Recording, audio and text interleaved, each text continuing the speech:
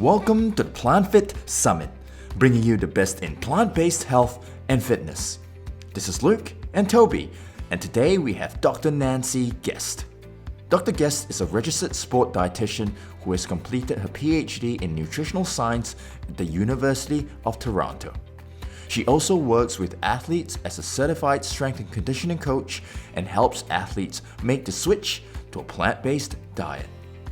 Today, Dr. Guest will be delivering a presentation on why athletes should consider a plant-based diet for performance, health, and the environment. We start off with a quick introduction by Dr. Guest. Enjoy the presentation. Hi there, everyone. I just want to introduce myself. My name is Dr. Nanci Guest. I'm a researcher at the University of Toronto, and my passion is plant-based nutrition for athletes. I have been working with athletes for almost 20 years. I'm a sport dietitian, and I'm also a strength and conditioning coach. So here today, I'm going to share my experience with vegan athletes, as well as the science that help us to support our athletes who are choosing plant-based diets. Thank you. All right. Hello, everyone, and welcome to my presentation. Today, I'm going to share some of my knowledge on plant-based or vegan diets and how this is impacting athletic performance. I'd first like to disclose that I do work as a consultant for, and I am a member of the Scientific Advisory Board of Nutrigenomics, a genetic testing company based in Toronto, but that doesn't really have anything to do with what I'm speaking of today. So this is my personal interest, plant-based diets and how this affects our health as well as athletic performance. So I don't have any financial ties to any plant-based or vegan organizations, and my personal interest is informed by the science as well as ethics, and I personally am vegan for health, the planet, and the animals. So to build trust, when I first start out talking to an audience and I say that I'm vegan, immediately people become a little bit skeptical that maybe I'm not going to be quite truthful and I might have a bias going in. Of course, everyone has a slight bias, but it's most important to me to be a messenger of the science. And I hold my integrity very strongly as a scientist, and I want to be sharing what the truth is, what we do see in the scientific literature. So today we don't have any scientifically sound data that shows, all things being equal, that if an athlete switches to a plant-based or vegan diet, this will improve their performance. And in fact, we may have some evidence that including some animal products, such as yogurt or fish, this may confer a slight advantage for some. But what's important is that this advantage is going to be purely convenience. So it is not necessarily an advantage if you're doing things right on a vegan diet. So this question that comes up, I think, is really asking the wrong question. So what are other reasons that we could follow a plant-based diet that doesn't necessarily improve performance, but it's equal to? So can we follow a vegan diet or a plant-based diet and understand that it doesn't have to be better? Plant-based diets are not inferior to omnivore diets when it comes to performance. If with a little education, a little planning, it is possible. And I think that's the most important question. Is it possible? So if we're looking at health or body composition or performance, we absolutely can get everything we need from a plant-based diet. And that is my strongest message today, that it can be done. So if we look back towards the end of last year, actually about nearly this time last year, we started seeing a sharp rise in the search term for plant-based. And this actually coincided with the Game Changers movie. Now, many of you will have watched this documentary, and perhaps this is something that sort of initiated your sense of adventure and investigation into eating more plants, eating less animal products, and hoping that this could potentially benefit your fitness goals, your health, and also address, the damage to the planet and animal welfare that goes along with a high intake of animal products. So although this had many benefits, this unfortunately also gave meat eaters a platform for discounting the science around plant-based nutrition, because in parts of the movie they didn't use the strongest science. But what my question would be is, why are you looking to a documentary for science? This is not where we answer scientific questions. And of course there's a motivation here, and there's nothing wrong with that. You're certainly not going to see the dairy or beef industry supporting and funding a movie like this. Yes, it was people and organizations that are interested in plant-based foods and in animal welfare and in climate change, and that is logical, and I don't think that should come across as a criticism. So this movie was sort of pushing the plant-based lifestyle even further beyond health, into convincing us that this, based on the experience of several athletes, that this could improve performance. And of course, we know it's produced by James Cameron. And throughout the movie, they're arguing that eating animal products, including meat, fish, eggs, dairy, can possibly impair athletic performance. It can be damaging to your heart, impair sexual function, and lead to an early death. But what's important to understand here and to take note of, what is your starting point? We can have very poor, unhealthy, imbalanced omnivore diets, and we can have the same with plant-based or vegan diets. So knowing what our baseline diet is very important. But at the end of the day, the backlash from this movie that I heard constantly for several months made me really think, what is everyone afraid of? Why is there such protection against holding on to your dairy and holding on to your meat? We know that eating more plants is benefiting the human, the planet, and the welfare of animals. There's nothing wrong with that. And if you have to plan ahead and educate yourself a bit on nutrition, what's wrong with that? I think a lot of people are feeling the pressure that there is this notion that you might be on the wrong side of history if you are promoting high intakes of animal foods. And the science is becoming larger, more robust, and more clear as time goes on, that all of us need to eat more plants, whether it's 100% plants or moving towards just more plant-based meals per week. And we're going to see some more information on that. So I would also encourage people to take a look at the Joe Rogan podcast, where they did have the star of the movie, James Wilkes, so an MMA fighter, and he's debating Chris Kresser, who is an advocate of animal foods. And you'll gain a bit better insight on some of the science that was criticized, but more importantly, how James Wilk was misquoted, and his words were sort of twisted in order to cause him to lose credibility, when in fact he really was quite on point most of the time. And we'll get back to that in a few minutes. So, who is vegan? Our current world population, around 7.7 billion. We now have, as far as we can estimate, about 76 million vegans worldwide. So that certainly is an exciting number, because we have many millions more who would classify themselves as vegetarian. So they're mostly plant-based, but perhaps they include eggs or dairy or fish. So I think those numbers are pretty good. We do see that it is mostly women. We do see it's higher in younger people. And I think younger people are more aware, and they're more for climate justice, the animal justice and social justice movements. And I think young people can see the writing on the wall, what we need to do. And we know traditionally older people, they get a little bit stuck in their ways, and it's more difficult for them to change. But as a quick anecdote, I had a clients back in Vancouver when I was that's my hometown, and I was training a couple that went vegan.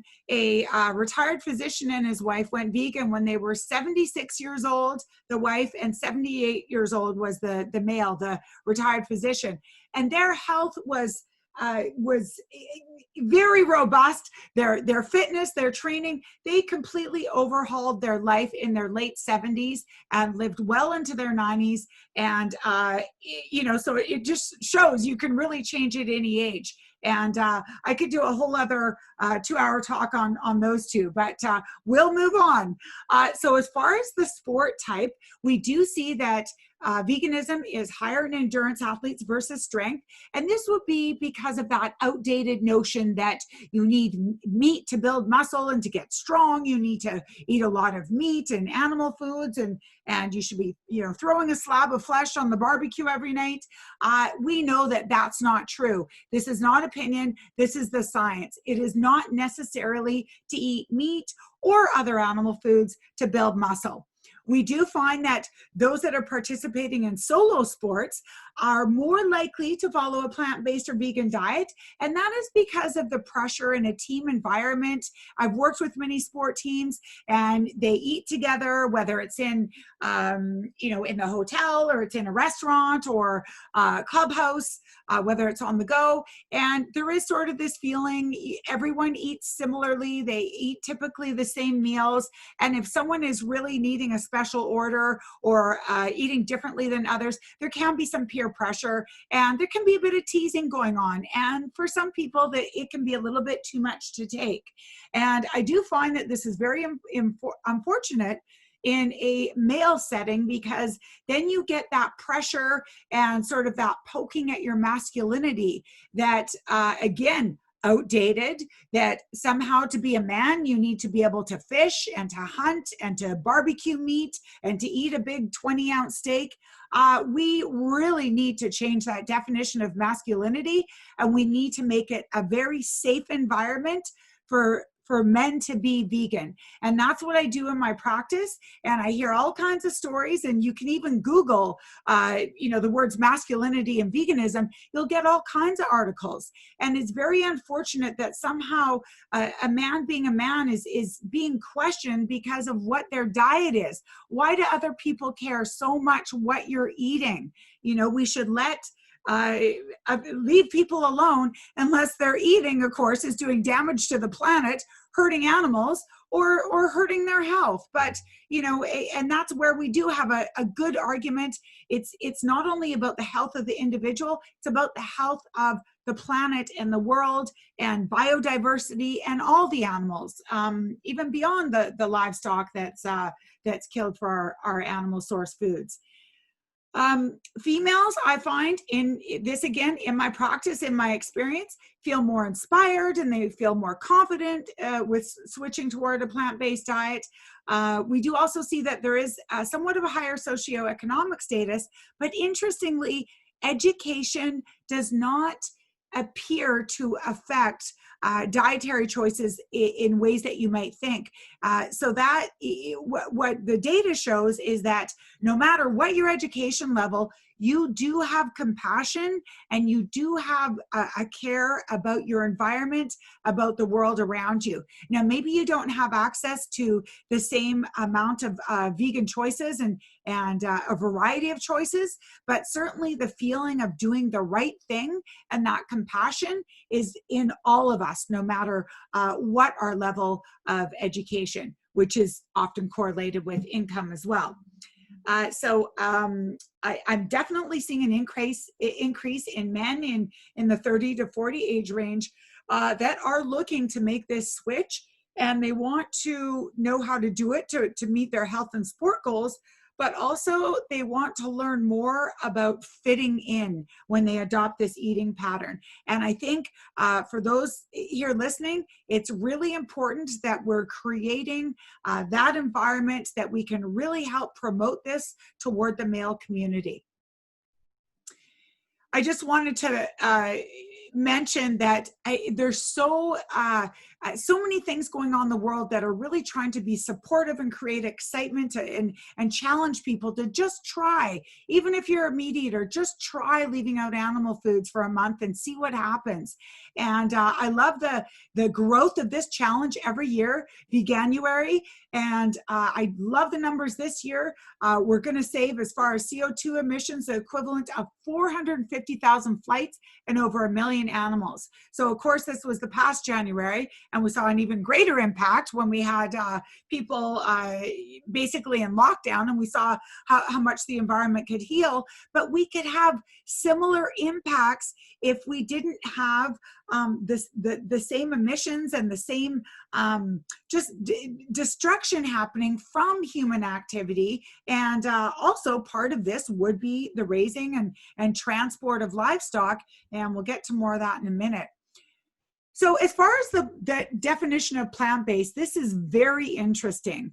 The Academy of Dietitians and Nutritionists was set to release a definition this past spring, but there were many interest groups that wanted to be present at the table because, of course, this is the largest dietetic association in the world. And when they put out a position stand, or they put out a document or a consensus statement, it is really respected globally. And there are a lot of, educated people coming from different backgrounds that sort of have a say. And this was delayed because of the lobbying from dairy and beef, who have a lot of influence and have a lot of money, and they want to hijack this term plant-based, and they want to be part of it. And I know out there that there are dietitians who are funded by dairy, funded by beef, and they will say that they're plant-based, and they will talk about their diets being plant-based because it's mostly plant-based, which is very disingenuous in my opinion, because we've always had our dietary guidelines be plant-based because it's been fruits and vegetables and whole grains, and part of dairy is also carbohydrates, and so we've always had a higher intake of carbohydrates than other foods. And then of course many of our protein group, nuts and seeds and beans, those are all plant-based. And so we would never really have anyone in several decades or ever that would be eating a diet that is animal based, meaning higher in animals than plants.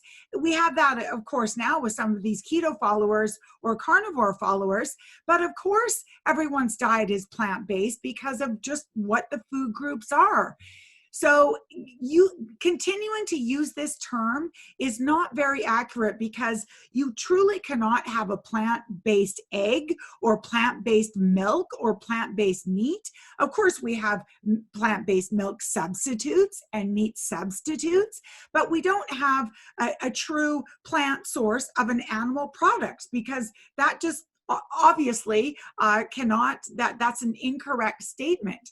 So unfortunately, we won't get that definition, which was going to be plant-based meant 100% plants with the Academy. And for now, we're going to have to just still call it that the diet could be mostly, foods are mostly derived from plants, all the way up to 100% coming from plants. And I do have some pieces I'm writing with a co-author of mine, researcher Heidi Lynch in California, and we are going to bring that up and really try and support the movement towards a plant-based diet being a plant origin 100%. We do get some cardiovascular doctors and other physicians that are promoting plant-based as being a whole food plant-based. And this is aiming for 100% plant-based when they're giving this out as a therapeutic diet in order to reverse or mitigate worsening of heart disease. And so basically their definition is minimally processed and containing 100% plant-based sources. So for now, we're going to have to go with just the different definitions of the dietetic, including the British Dietetic Association, which have come out and really push it as a sort of a vegetarian or vegan diet, but not necessarily 100%. So why go vegan? many people have different reasons. For some people, it's just a combination of all these important reasons you see on the screen. And for some, they have very particular reasons. So we have some vegans that feel it's for the animals and it's an animal justice movement. It's about animal rights. We get some where it's more for the overall health of the planet, the health of them as an individual, and or just sort of a lifestyle that is nonviolent and compassionate toward humans. And this would be a great example of during COVID, the treatment of workers in meatpacking plants and in processing plants and these factory farms. And they are the ones that are getting very sick, and they're under working conditions that do threaten their health. And it's also, besides that, a horrible job and very stressful. And so not only that for the people, but also for global food security. And if we were able to grow, I'll be getting this to in an upcoming slide, but if we could grow the amount of plant foods we grow for livestock, if we could grow that for humans, we could end global famine in a matter of months. And this is something important that we really need to get out there. And how is this coming together for athletic performance? Well, athletes tend to be passionate about causes. They want to stand for something. They know they have a platform to speak, and they choose their cause, and they speak about it, and they offer their time, and they really get the message out to the masses. And a lot of athletes, this is a topic that's important to them. And so what we need to do is practitioners. So I'm a sport dietitian. I work directly with athletes. I'm also a nutrition scientist, and I study athletes. So I have that combination of the science and the practice. And my mission is to help athletes learn how they can incorporate this into their program as being optimizing their performance. So we can first start out with health benefits. A healthier athlete is going to perform better just by default. So we know there are many health improvements. We have more than 200 studies showing the positive health benefits by increasing plants or eating mostly plants or entirely plants. Recall that only plants have antioxidants. These are very powerful chemicals and foods that have the anti-inflammatory effects, and they have just effects for protecting us from environmental toxins and smoke, and even exercise-induced free radicals. So antioxidants from food are helping athletes recover from that high intensity exercise. Now, there are some antioxidants in egg yolk, for example. We have some lutein, but just very scarce amounts. 99.99% of antioxidants are sourced from plants. Those are very important to our health and, of course, the health of athletes. And also helping the athletic community understand that vegan eating is not that extreme. I mean, you look at this is not necessarily a top-notch healthy diet with the French fries here, something creamy here, but this is a plant-based meat substitute. So a steak, similar plant product. And but we're not eating like rabbits all day. And I think what we need coaches to understand is that eating a mostly plant-based diet is going to benefit their athletes, whether they're football players or power lifters or marathon runners. And I know that in my experience as well is that there is such a backlash against the word vegan, even in some of the states, in the lower states and in the sort of in the South in the US. And when we get to some of these colleges and universities, vegan is a 4-letter word down there. And we need to change those attitudes. And I have a platform to do so. And that's what I'm trying to do. Now, we have more resources than ever. So there's no better time to be vegan than right now and for years to come, because there are so many books and free resources out there. Somebody every day to give you, stand by you to tell you what to eat and what nutrients to be concerned with. And so I think we have more support than ever, which is really important. And if we are helping those athletes switch over, we want to keep the end goal in mind if they want to be entirely vegan, but it's important they go at their own pace. We don't want to scare someone off by having them eat all of a sudden go towards 100% plant-based, of much more fiber and vegetables and beans and legumes that they're consuming than usual. Maybe they feel terrible, their GI tract is changing, their stool habits are changing, maybe they have some bloating, some issues with the beans, some gas, and we don't want to scare them off. So we want to do things sometimes more slowly. If they want to go cold turkey, pardon the pun, I guess that would be allowing the turkey to live, then that's they need some warnings there. And so I've worked with both types, where I work along someone that they move towards 100% plant-based diet over sort of a 6 to 8 week period, and others that say, you know what, I'm done. Tomorrow is the first day of the rest of my life of not harming animals, or whatever their passion is. So sometimes it can take a little bit longer, as probably most of the audience realizes. It's not a one size fits all, and everyone's experience is a little bit different, and we have to make it a safe place, a non-judgmental place, and allow people to go at their own pace. And if someone needs to be vegetarian for 6 months, and you want to tell them right away, well, if you're going to keep consuming dairy, do you know what happens with the mothers and the calves, and you're supporting the veal industry? I don't think that's an effective approach, and it can be overwhelming, and it can turn someone off. So I really am trying to use strategies and really feel out the person and what they can handle before I of course, become too dogmatic about the situation and about my passion. And I have to make sure that I ease up on sort of pushing my passion and my beliefs onto somebody else. And I think anyone working with someone needs to keep that in mind as well. So again, how to go vegan, over 1 million hits in less than a second. It's really, really easy out there to get that support.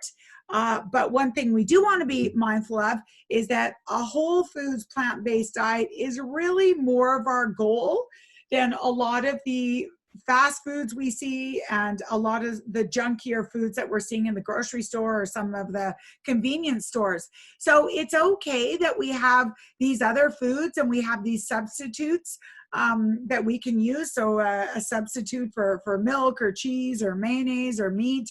But I think it's also important to rein it back in and to really focus on how you can incorporate more whole foods into the diet.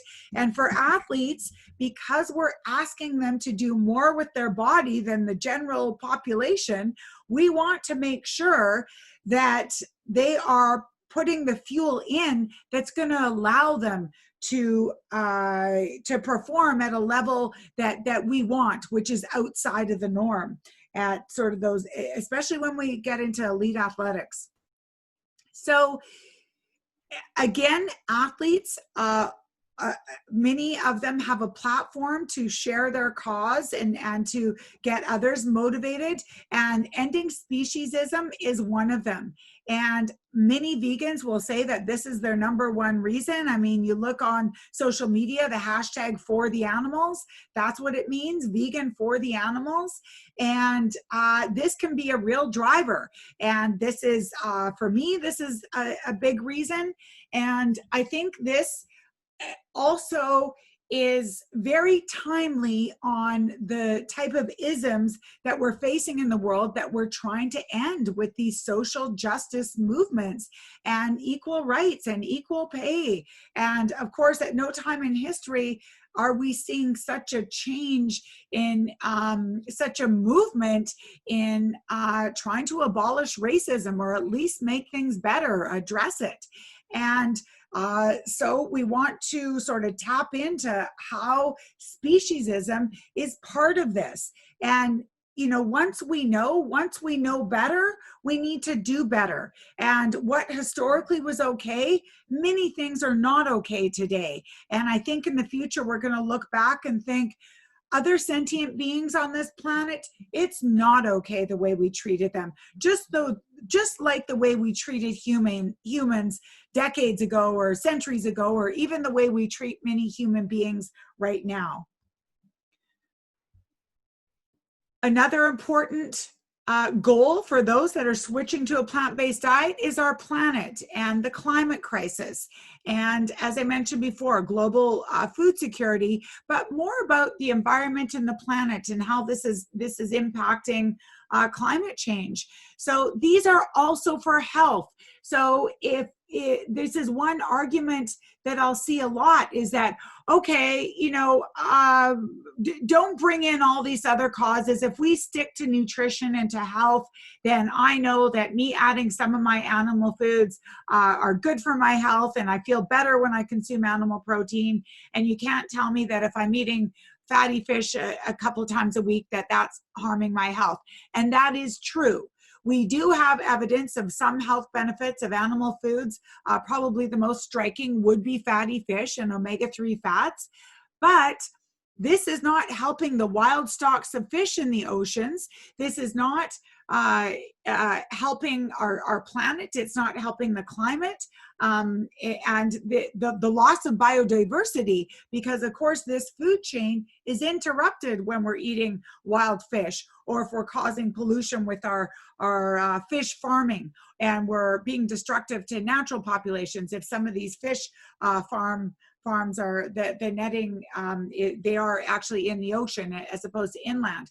So perhaps that's one. Of course, when we get into beef and lamb and dairy, these are the top three. And cheese, of course, on this graphic here is because of the great amount of dairy that's needed to produce cheese. So we can see here the impact for greenhouse gas emissions across the supply chain in the different types of growth of plants and animal foods. So the higher than any by far is the first one is beef, and having that beef herd.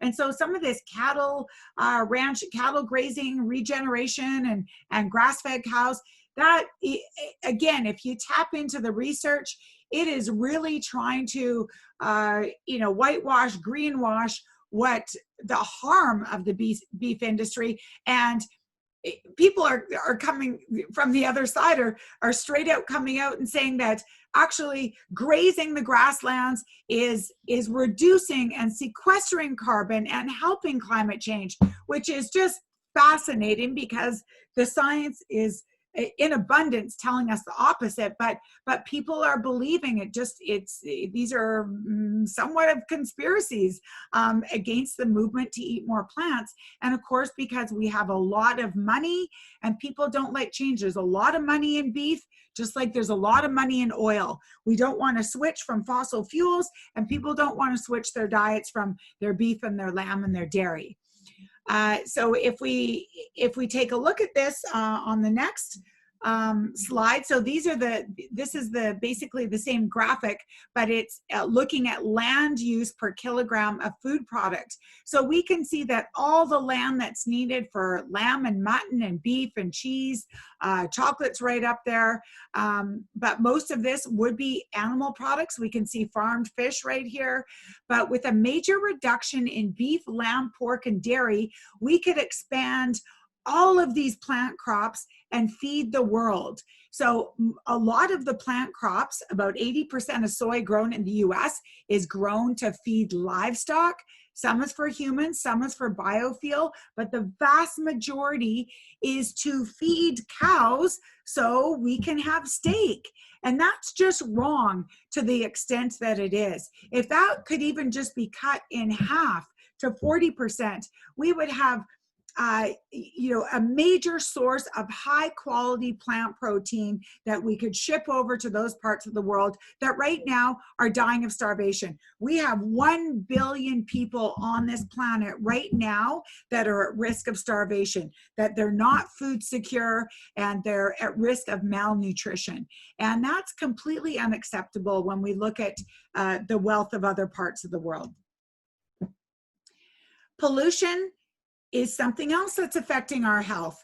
And so it's not just about what I'm ingesting. It's about the soil, the waterways, the air I'm breathing. We have very good evidence that those that live around some of these industrial farm feeding operations, or CAFOs, or concentrated animal feeding operations, that people have a higher incidence, or there's a higher prevalence of different respiratory disorders, asthma, some mood disorders, various illnesses because of polluted waterways, and also what is in the soil, gets in the groundwater, gets into wells, and is airborne. So we have about 400 toxic things that are coming out of the waste. So if you look at some of these big feedlots and all that water you see on the right-hand side of the screen, that is waste. That is waste that they're trying to treat, and sometimes it escapes, of course, untreated, and it's polluting that groundwater.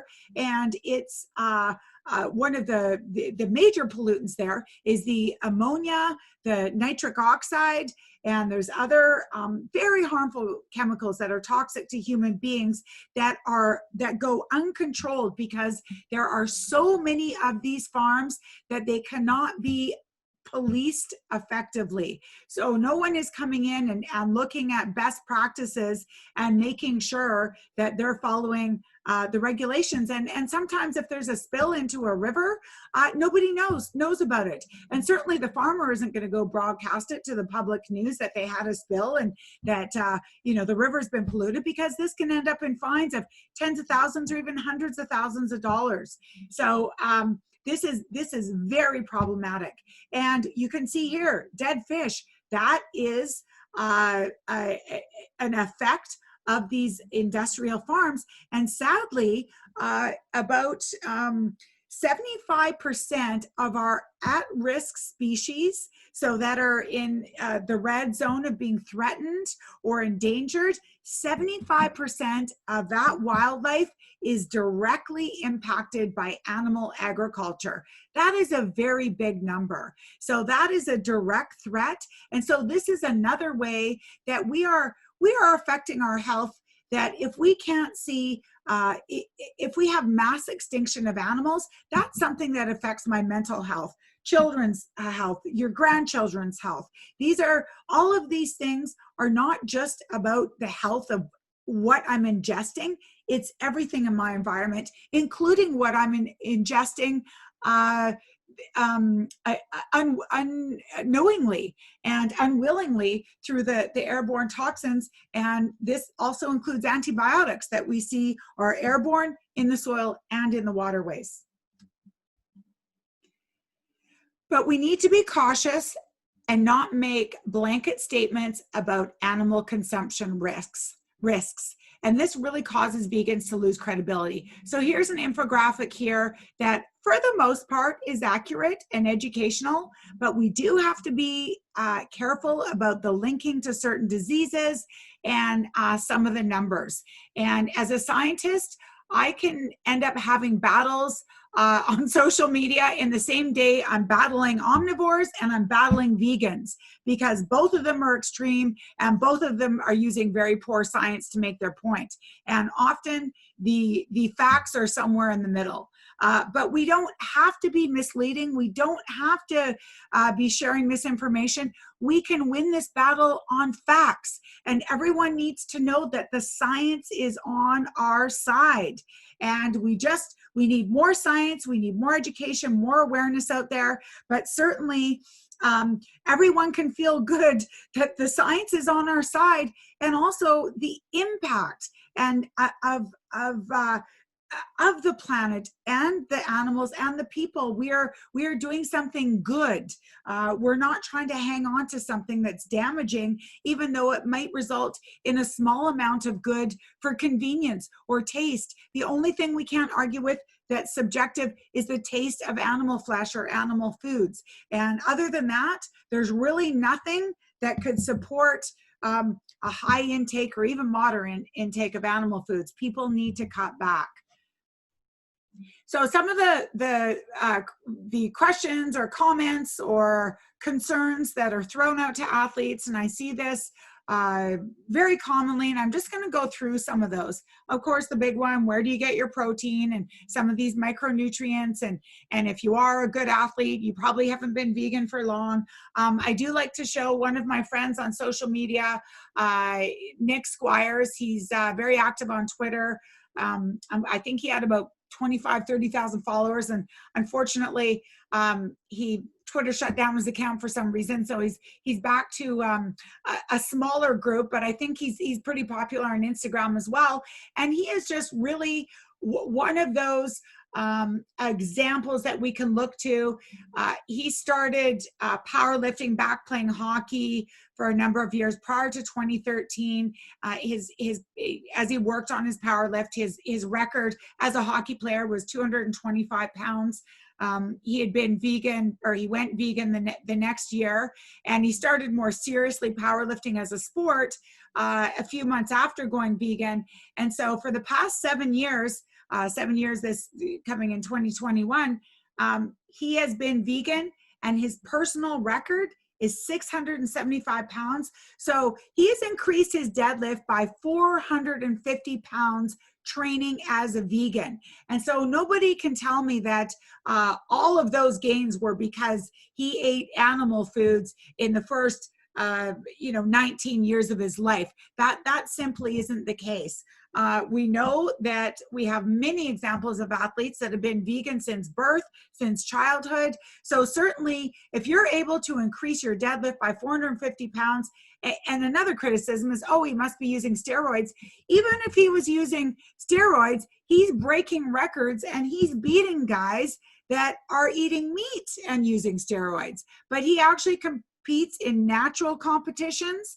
And I just like to use him as an example because he's breaking records right, left, and center as a vegan, where people would say it's impossible that you could get that strong without including animal foods. And it's not impossible, because this is one of many people.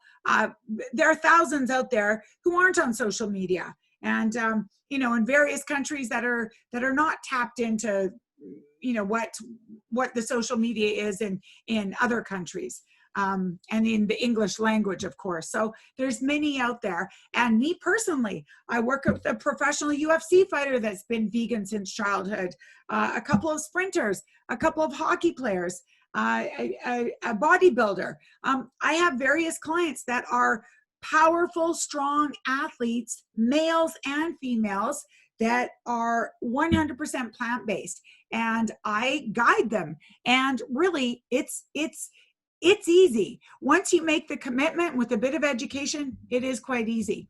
And there's only one nutrient that we absolutely need, and that's B12. No, there are no plant sources. So if you're reading about some type of cabbage or bacteria or not washing your vegetables, that is not enough B12. There's no fungus out there. Bacteria on your vegetables is not going to suffice. Bacteria do make B12, but we can't get enough in our gut, that some of the bacteria in our gut are making that B12. We do need a supplement, or we need to consume fortified foods. And so that would be your fortified plant milk or meat substitutes. And if you are following a whole food plant-based diets and no fortified food products, then you do have to take a supplement, but it's easy. And this is another criticism. Oh, you have to take so many supplements as a vegan, and all the money you have to spend, and you have to make sure you're getting all your right nutrients every day. This is not the case. Do you want to know who's buying supplements? 99.99% of people who are buying supplements are omnivores. And how do we know that? We know that because there's not that many vegans in the world. So whoever is creating this $125 billion industry last year in supplements, it cannot be vegans because there's not enough of us. And I know, working for 22 years, working as a personal trainer, as a strength and conditioning coach, a dietitian, a researcher, I've worked with many individuals, and supplements are very popular in those that work out, that train athletes, as well as the general public. And this is not about vegans. And the only thing that vegans really need to take is one B12 supplement. Many of them need others, just like the regular population. I tell my vegans and my omnivores to take vitamin D, or to take a multivitamin maybe a couple times a week, or maybe they need an omega-3 supplement. So there are various, there are no supplements that I really stress to vegans, as opposed to, or aside from B12, and then not even iron. And I would say that I am more likely to see an omnivore that's not getting enough iron, or that has low iron when we do blood testing, because those following plant-based diets or vegans, they're well aware of iron, and they're taking a multi or another iron supplement. So usually I'm getting these issues from omnivores that think that they're just getting everything out of their diet. And it's difficult for especially females to get enough iron, no matter what kind of diet they're following. So if we look at some of the research, this was a review back in 2017, and this author points out a few nutrients, but it's not necessarily using good data. There's sort of a thought of this is what's likely, and it gives us some good information, but some things that I do disagree with. And to me, it was a little bit more on the supportive side of really we should, for best health, be including some animal foods. And I don't think that that's necessary, but he certainly pointed out to the fact that you can be a vegan athlete and you can succeed. Now we'll sort of dig into a little bit more some of these supplements of not the regular vitamins and minerals, but what you might need to excel as an athlete. And we know that athletes like to have buffers, or that buffers can be helpful, because that neutralizes the acidity in muscles. And if we look at something like carnosine, which is often a criticism of vegan diets, and saying, oh, you need your animal foods are the source of carnosine, and carnosine is something that helps you raise the pH in your muscles so you don't get that burning in your muscles. And that's sort of part of the hydrogen ions and the lactate. It's all sort of related. And sure, look at what you're getting in your animal foods. But guess what? If we look at how much animal food you would need to actually get a benefit to actually raise the pH compared to what you would get in a beta-alanine supplement, which goes on to make carnosine, there's no competition. And we have the research out there that's showing that supplementing with beta-alanine is the most effective way to increase your muscle carnosine content. So if someone is looking to have 6 or 10 or 12 chicken breasts a day to get their beta-alanine and get their carnosine, so be it. That is obviously impractical, not recommended. And to get those levels up to be an ergogenic response, or to actually be a performance enhancement, you need to supplement. And we see here with high intensity exercise, that is going to be useful. So the muscle gets very acidic as the exercise intensity goes up. And what we need to do with the athletes that are participating in these more intense sports that are often, maybe 1, 2, 3 minutes, or at intervals, some stop and go team sports, we need to deal with this through supplementation. And where we're getting, and actually you get up to some of your sports in 30 minutes. Now this isn't, you're not at sort of your threshold for that long, but in the first few minutes, certainly these hydrogen ions are going to be causing fatigue. And then to keep them sort of under control throughout the next 20 to 30 minutes, that your diet is just not going to be effective if you are competing at a higher level.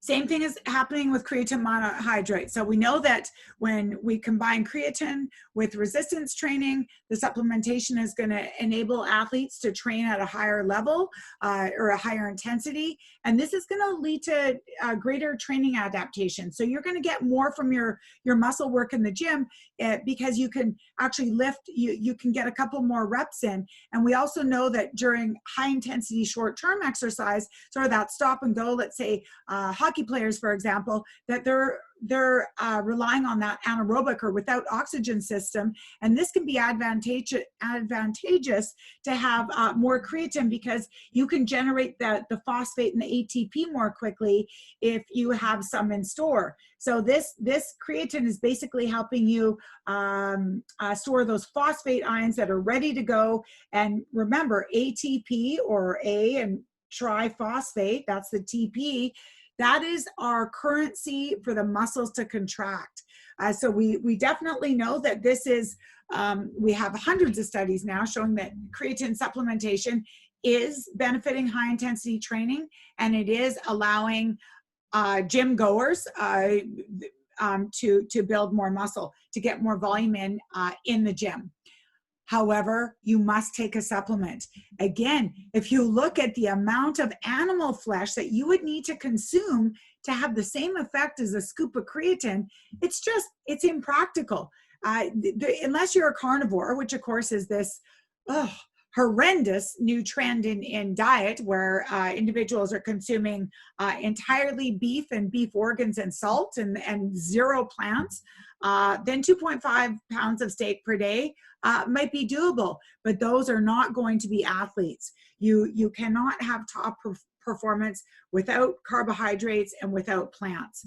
And certainly this is what we're here to talk about, is performance in active populations and athletes. And health, of course, that's for another talk. But no scientists are behind the carnivore diet for obvious reasons.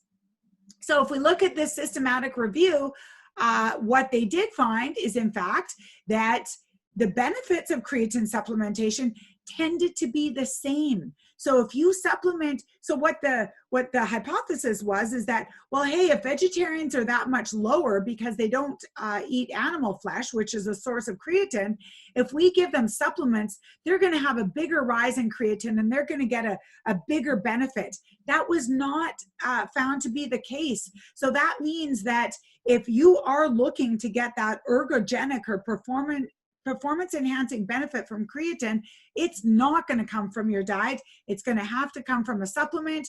And whether you eat meat or not, you're going to get the same effect or similar effects from that supplement. Taurine is another amino acid, a sulfonic amino acid that we are hearing about, that you need it to get it in an omnivore diet and you're not going to excel as an athlete. This is simply not true. This is, first of all, not used to build proteins, which makes it a little bit different.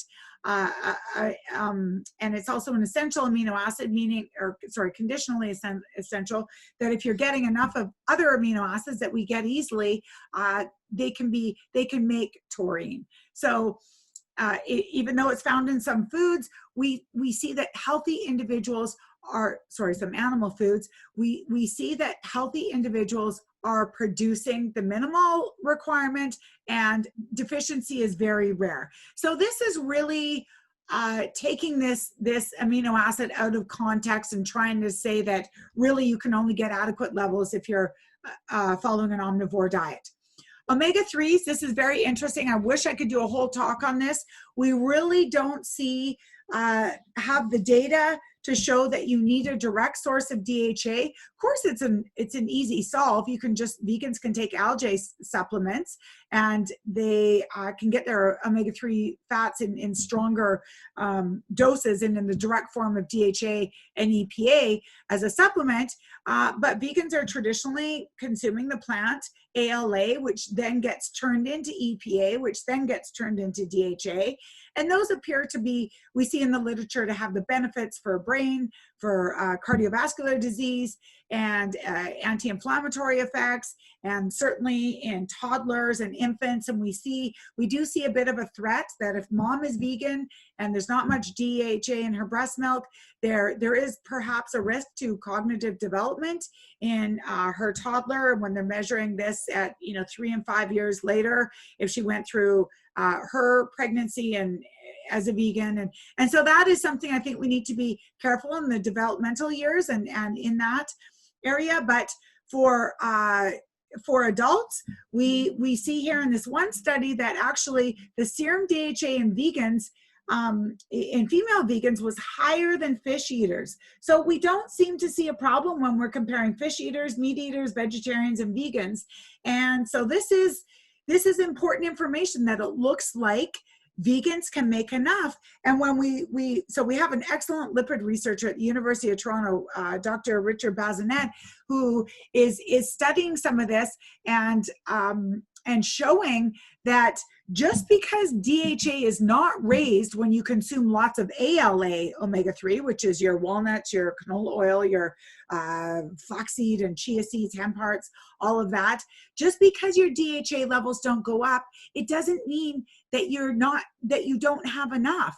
And so it looks as though this conversion that everyone complains about that's very poor, that perhaps the mathematical modeling is incorrect, and that DHA is in fact at numbers that are just fine, because we see in animal models that the ALA or the EPA giving more of it is not necessarily raising the DHA, and sort of there's some complicated science around some pseudo tracers that we can see that what we're trying to find out is how much DHA in the serum is enough. We don't now know. We don't have a blood measurement where you say, okay, you're deficient and you're not. And we don't even have an RDI or RDA. We don't even have a recommended intake of DHA because we don't know for sure what that is. But we have some excellent, exciting human trials starting this fall at the University of Toronto that's hoping to answer that question. If anyone wants any more information, I can talk more about it through an email or a phone call. What about protein? Can we effectively build muscle and repair muscle on a plant-based diet? Yes, of course we can. What does 20 grams of protein look like? Well, we can see here that yes, a peanut butter sandwich, the complaint in Game Changers, that is 20 grams. You can get it from tofu or lentil soup or a smoothie with a plant-based protein powder, or you could get it from chicken, or you could get it from an omelet. But there's a variety of sources, and it doesn't have to be animal foods. But wait, isn't animal protein of higher quality? Well, what really is behind building muscle? This is my friend and colleague, Stu Phillips. Anyone Googles him, they can see that not only is he funded by beef and dairy for the most part, but he does have over 300 publications on protein, muscle, and exercise, and he really is a world expert. Now, the reason that is interesting now, what he says, there's two things that are important. Remember, he's not pro pea protein or soy, or he is a messenger of the science, and very respectable, because he has really changed his messaging, which we'll get to in a minute. But what he has learned through 30 years in the lab doing hard science on this is that your protein source and the protein intake is a distant second behind how you're training. And for building muscle, it's resistance exercise. And even just for a quick anecdote, you can look up what males ate when they were incarcerated in the 1930s and 40s and 50s, when their protein dose was maybe 50 or 60 grams a day. They're not getting whey powder and big steaks and big chicken breasts. They were getting very little protein for the size of some of these men. But what did they do? They trained all day. And these guys are ripped and buff and built. And that is because of the training, not because they were getting masses of protein all day. And that is sort of one of the best examples that we can see out there as an ecological study or environmental study. So just quickly, if we look at the difference so this one study that showed, if we're comparing a diet that has meat compared to one that doesn't have meat, it looks like including meat is going to help you build more muscle and more strength with resistance training. However, the beef group was getting 20% more protein. So that's not a fair study. Getting more protein is obviously going to influence the results, that whatever group got more protein is going to have more of a benefit and more muscle growth. They repeated the same study 3 years later. They made the protein even, and guess what? There was no difference. So the data suggests that increases in the muscle strength and size were not influenced by the predominant source of protein. And so, no, you didn't eat meat. And from plant source, and of course they did have some it was more of a lacto-ovo vegetarian, but just to show that you don't need the animal flesh to build the muscle. Now that was 20 years ago when this is just sort of becoming a little bit more in the know, never mind accepted, that it was possible to build muscle without meat. Now, if we look at a more recent study about 5 years ago, they addressed the fact that to enhance the anabolic properties of proteins, there's many things we could do. We could eat a little bit more. We could fortify these plant-based sources, as we're seeing now in the marketplace. We could ingest multiple sources, so you could be plant-based and maybe include my favorite is to use your favorite plant-based powder and then add fermented leucine, which of course is the anabolic amino acid that we're looking for. But if we go directly to studies that are looking at whey versus soy, so this is Mark Messinas, all of you know, perhaps he's even speaking at this conference. He's the soy expert. He did some research with my colleague Heidi Lynch, which again, I'm doing some talks and papers with later this year. And there's no difference when we look at strength when it's whey supplementation versus soy. So as long as you're getting adequate protein, we do not see a difference. And this is over several studies. This is what we call a forest plot. And this is sort of averaging out, weighing the studies. And we can see it's very similar, the results. Same here for building actual muscle mass. When we look at a combination of 5 studies here that use whey and soy, we see the same result for muscle growth. And so whey, of course, is from dairy. Soy is a plant source. So that is 2 recent studies in 2018. Here we also have this meta-analysis. Remember I told you about my friend Stuart Phillips. Now he is really driving the point home, and a really important point, that protein intakes at the amount of 1.6 grams per kilogram per day, once you get there, it doesn't matter where that protein came from. It could be soy, it could be pea, it could be a combination of, or it could be egg, or it could be meat sources. It doesn't matter. So reaching that threshold is what is more important. And this is an excellent paper just showing the most effective way of building muscle mass and strength. And so Robert Morton was the PhD student of Stuart Phillips, who's here at McMaster in Canada. And this is, I think, one of the most cited papers in history on PubMed. For sort of the instructions. So practical application as well as the science, and some really big hitters, some great names here as far as being experts in muscle resistance training, exercise, muscle growth and protein. So just a quick note of Game Changers to bring back that point of that study. So he does. So the star of the Game Changers, so one of the criticisms in a Men's Health magazine was, okay, well, he does cite actual research talking about gaining strength and muscle, and that you can use various protein sources. It's more about the amount. So that's what I just pointed out there. But then they criticize him and say, well, he doesn't call out that in the same study, vegetarians had lower muscle creatine concentrations than omnivores.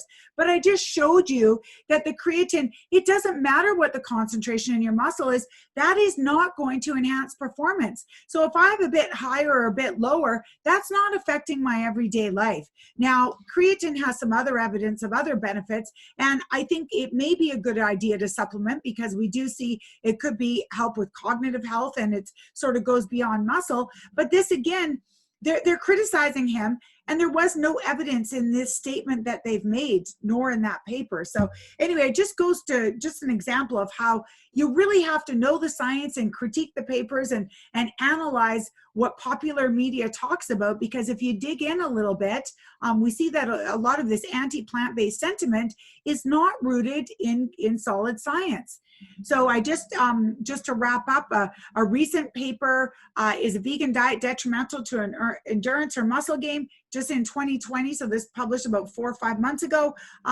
It was not, and actually it looked like vegans had a higher aerobic capacity, and when they did this submaximal endurance test, that actually vegans were for their power output, I think this must have been, their performance was better.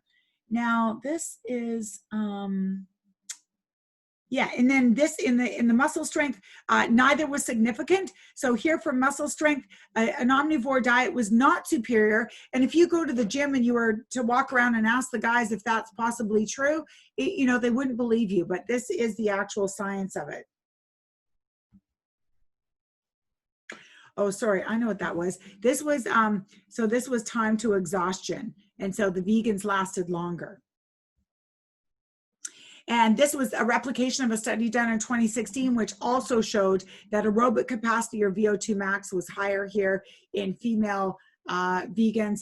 And what's important is that no differences. Remember, we don't have to be better. We have enough great reasons to be plant-based or vegans. We don't have to have superior performance, but we have to be able to achieve equal performance. And again, my colleague Heidi Lynch, they just did a 12-week intervention with a resistance training program, and they looked at the difference between soy and whey match for, remember that amino acid I was talking about, leucine, and there was an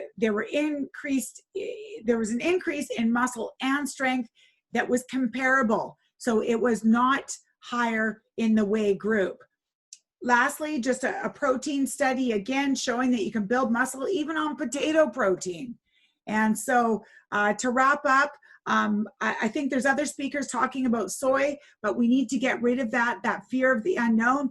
This is tofu on this side of the screen. It's not just this. We can do so many things. And those who are vegan know this, and they know that 2 billion people are consuming soy every day on this planet, and that certainly our Asian countries are very competitive at each Olympics. And we know that soy is a mainstay source of protein in many diets around the world.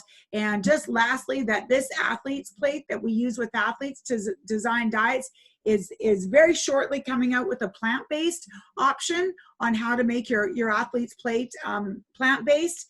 And in summary, just some things to think about. Don't worry if you have to take a supplement. Remember that the quality of your overall diet is important, and training is the greatest stimulus to strength gains. It's not your source of protein.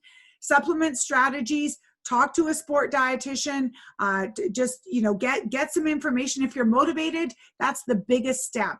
And you just get a bit of guidance, and any athlete can be successful and plant-based or vegan.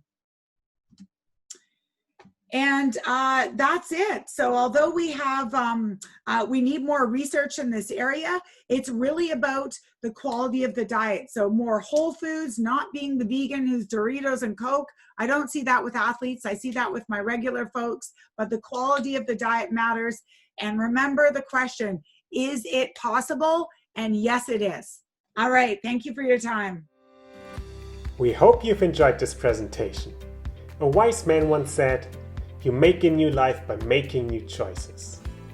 Now, if you know that what you eat matters, if you know that health comes from healthy living, then the time to make new choices is now. And just imagine owning the summit for life. Click the button for more. Maybe you know our stories. Luke and I lost family to cancer, and we wish we would have known sooner what you are learning here today. So please, share the summit, take action, and let's support each other. Thank you. This is Toby and Luke signing off, and we can't wait to see you for the next presentation.